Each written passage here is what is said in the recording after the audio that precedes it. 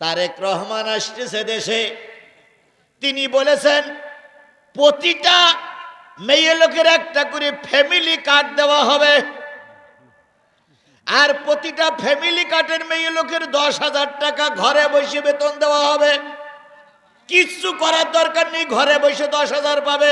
ও ভাই, 4টে বিয়ে যদি আমি করতে পারি আমার কিছু করা লাগবে না, 40,000 টাকা পালি আমার সংসার চলে যাবে।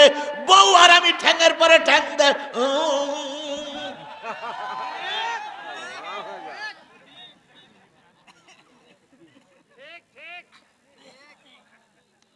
সব তো ঠিক, তা বেঠিক কোনটা?